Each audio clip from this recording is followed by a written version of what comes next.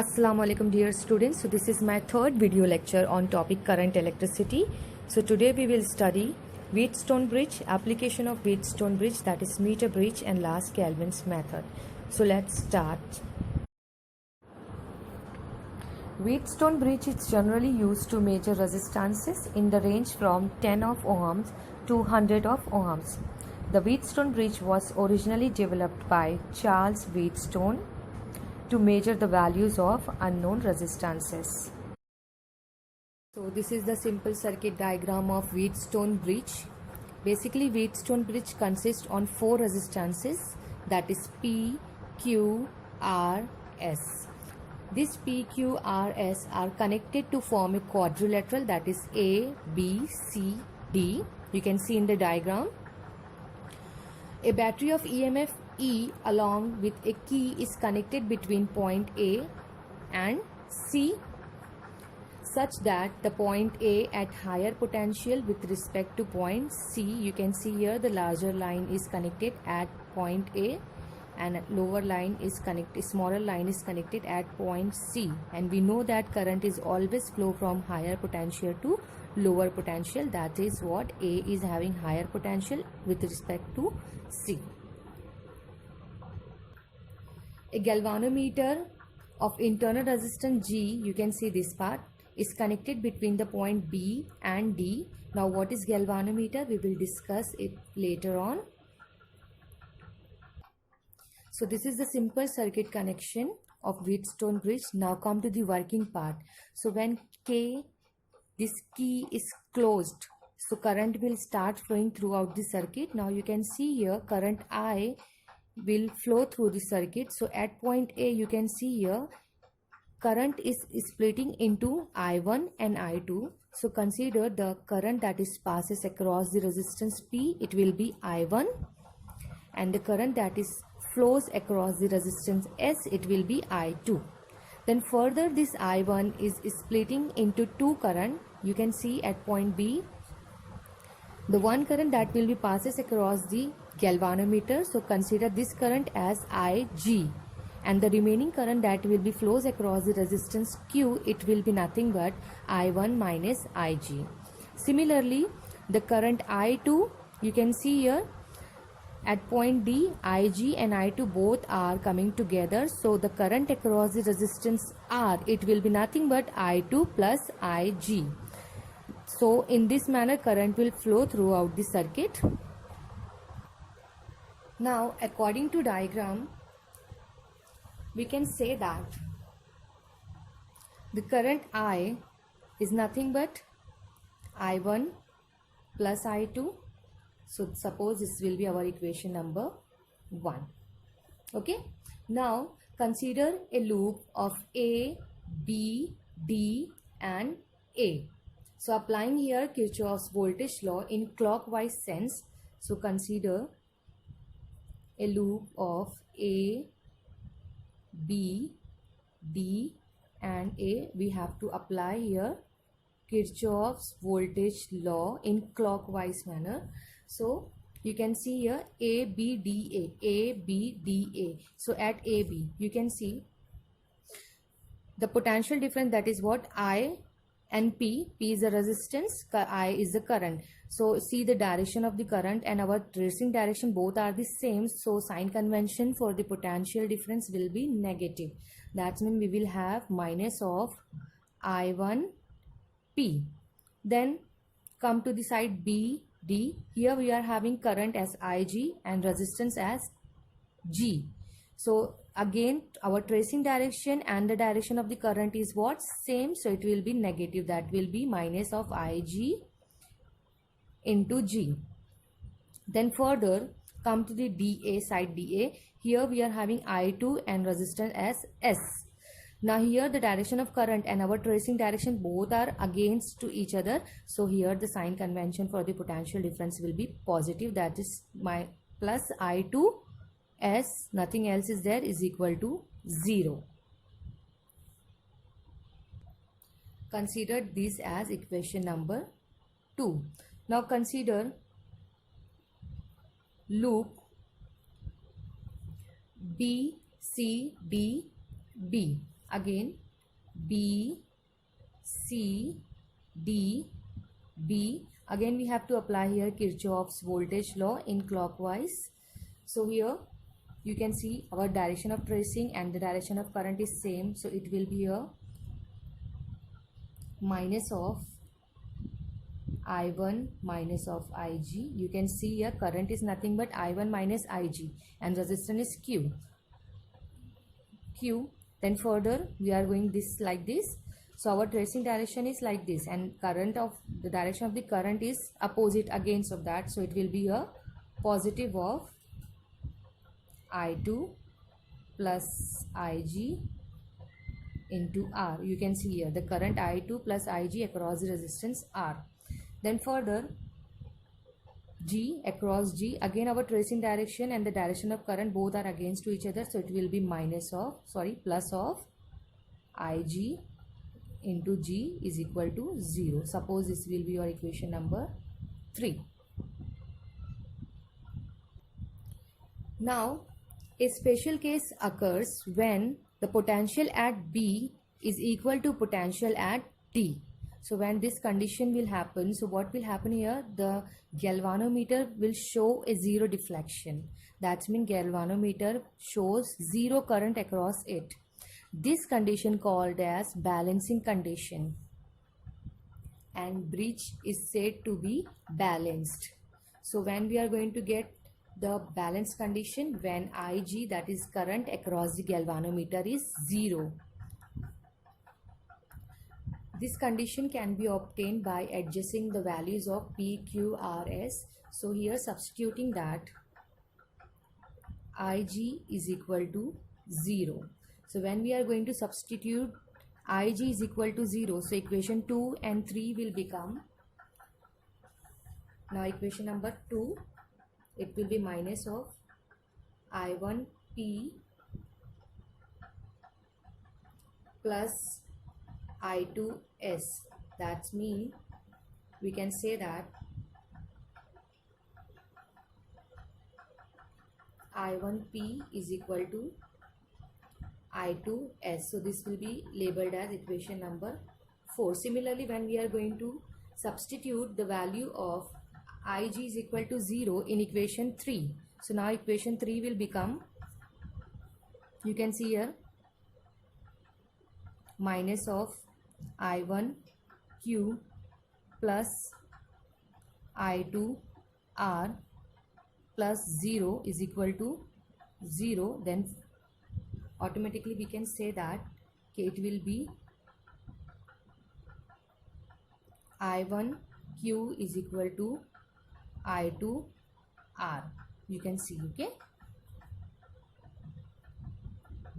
So consider this as equation number 5.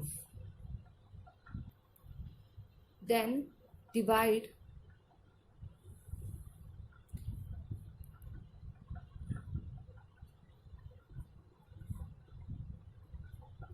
equation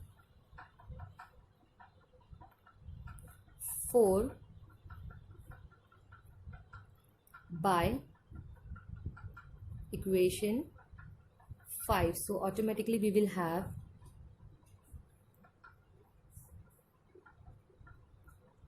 P upon Q is equal to S upon R.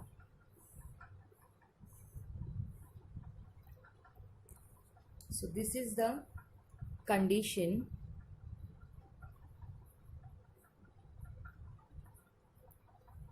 for balancing the Wheatstone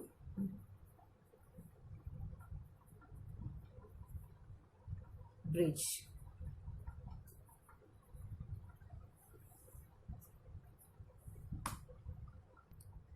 That means if any three resistance in the bridge are known, so the fourth resistance can be determined by this equation.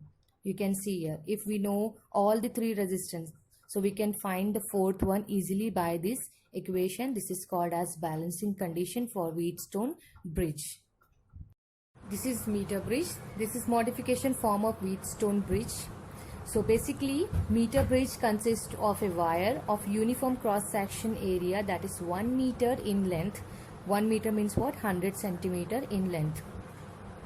Stretched on a meter scale, which is fixed on a wooden table. You can see here the ends of the wire are fixed below the L-shaped metallic strips. A single metallic strip separated the two L-shaped strips, leaving two gaps, left gap that is LG and right gap that is RG. Usually the unknown resistance that is X is connected in the left gap and a resistance box is connected on the other gap. One terminal of a galvanometer is connected to the C on the central strip, while the other terminal of the galvanometer is connected to the jockey that is J. Now temporary contact with the wire AB can be established with the help of the jockey. A cell of EMF E along with key and a rheostat are connected between the point A and B. So this is all regarding the construction part of the meter bridge. Now come to the working part. Now a suitable value R or suitable resistance R is selected from the resistance box at various points on the wire AB, and the balance point, that is the null point D,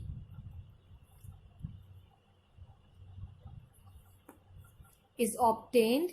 The galvanometer shows no deflection, that is null deflection. So when galvanometer will show zero deflection or null deflection, so a null point that is D will be obtained. So let's respective length of the wire between A and D. It will be Lx because unknown resistance is connected at the left gap, and LR, that is D to B, will be LR because resistance box is connected at the right gap. So the length of D to B will be considered as LR. Then using the conditions for the balance, we need 4 resistances. So we are having first resistance as X, second resistance as R, third resistance will be across the length Lx, so that will be RAD, and fourth resistance will be across the wire LR, that will be RDB. So we get X upon R is equal to RAD, that is the resistance across the wire AD, upon resistance across the wire DB. So if L is the length of the wire, rho is the specific resistance, and A area of cross section, then we know that specific resistance is nothing but R is equal to rho L upon A. This formula we have already derived in standard 11th. So with this formula we will have RAD can be rho L AD, that is Lx upon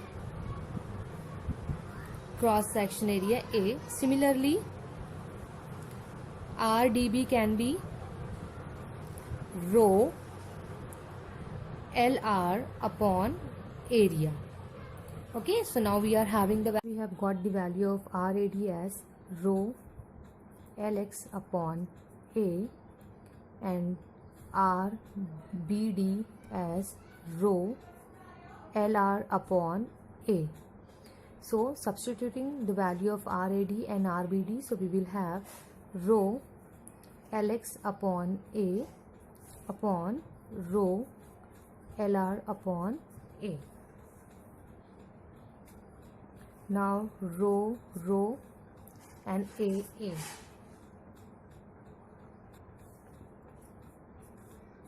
is cancelled.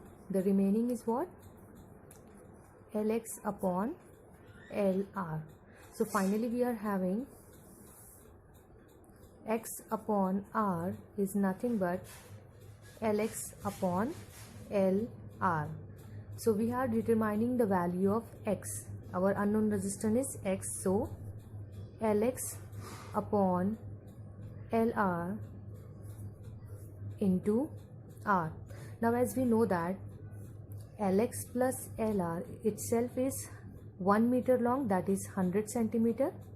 So if we find only Lr, so Lr will nothing but 100 minus Lx. Now substituting the value of Lr in this equation, so you here this equation will become x is equal to Lx upon 100 minus Lx into R. So this is one of the formula, and so many other formula can be made.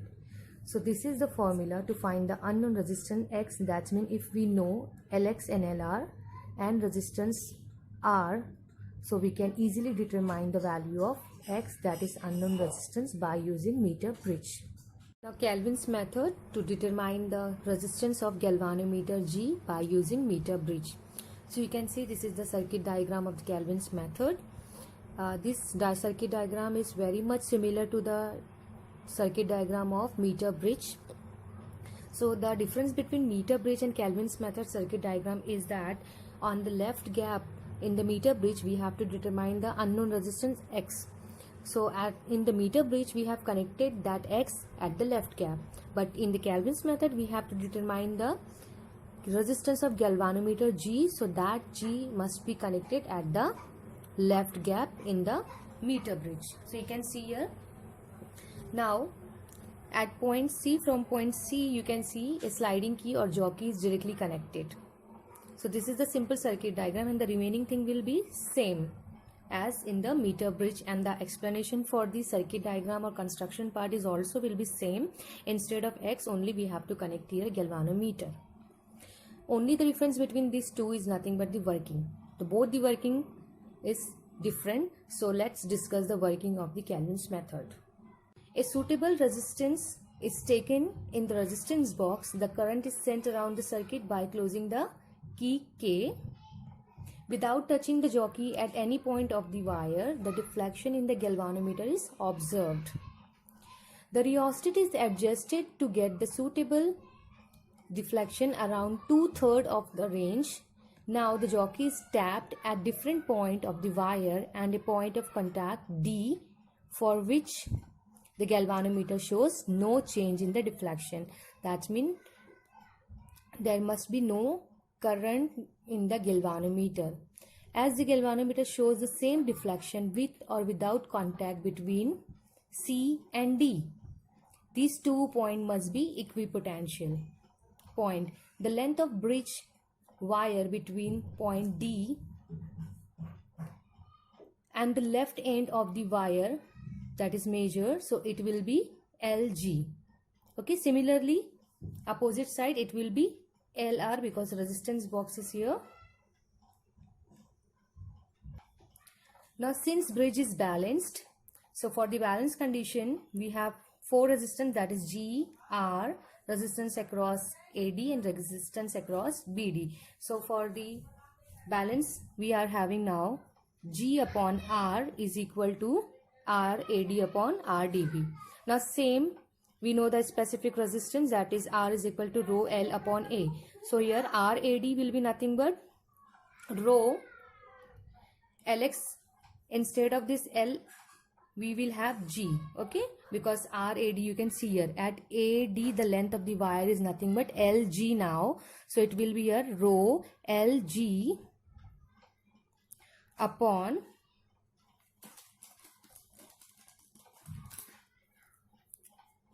that is LG upon A. Similarly RDB, that will be D to B, the length is same, it is our LR, so rho LR upon A. Then divide RAD upon RDB, substitute the values of RAD and RDB here. So we will have rho LG upon A upon rho LR upon A. So rho will cut, AA will cut, the remaining thing we will have is nothing but LG upon LR. That means G upon R is nothing but LG upon LR. So what we have to determine? By Kelvin's method we have to determine the resistance of galvanometer, that is G. So finally G is nothing but LG upon LR into R, where R is nothing but the suitable value, LG is nothing but the length of this A to the null point D, and LR is nothing but the B to the null point D, that is length. So we know that LG plus LR is nothing but 1 meter long. Yes, that means what? 100 centimeter. So if we find only LG, so LG must be 100 minus LR. Yes, so this formula where G is equal to LG upon LR into R, this formula can be written as, that is, G can be 100 minus LR upon LR into R, or G equal to LG upon 100 minus LG into R. So these are the formulas to determine the resistance of the galvanometer by using meter bridge. This is called Kelvin's method. There is some source of errors for the meter bridge. That is, number 1, the cross section of the wire may not be uniform. Number 2, the ends of the wire are soldered to the metallic strip where contact resistance is developed, which is not taken into account. Number 3, the measurements of Lx and Lr may not be accurate. In your textbook, solve numericals, so please go through that. So it will be easy for you to understand the Kelvin's method and meter bridge. So this is the simple circuit diagram of the Kelvin's method to determine the unknown resistance. So there is some source of error in meter bridge. That is, number 1, the cross section of the wire may not be uniform. Number 2, the ends of the wire are soldered to the metallic strip where contact resistance is developed, which is not taken into account. Number 3, the measurement of Lx and Lr may not be accurate. So there are some points to minimize the errors. These points are, number 1, the value of R so adjusted that the null point is obtained to middle 1/3 of the wire, that is between 34 cm and 66 cm, so that the percentage error in the measurement of Lx and Lr are minimum as nearly the same. Point number 2, the experiment is repeated by interchanging the position of unknown resistance X and known resistance box R. Number 3, the jockey should be tapped on the wire and not slided. We use jockey detect whether there is a current through the central branch. This is possible only by tapping the jockey. So in today's lecture we have studied Wheatstone bridge, meter bridge to determine the unknown resistance X, and last Kelvin's method to determine the resistance of galvanometer. So inshallah on 11th May 2020 we will have our 4th video lecture, and in that lecture we will discuss potentiometer. Thank you.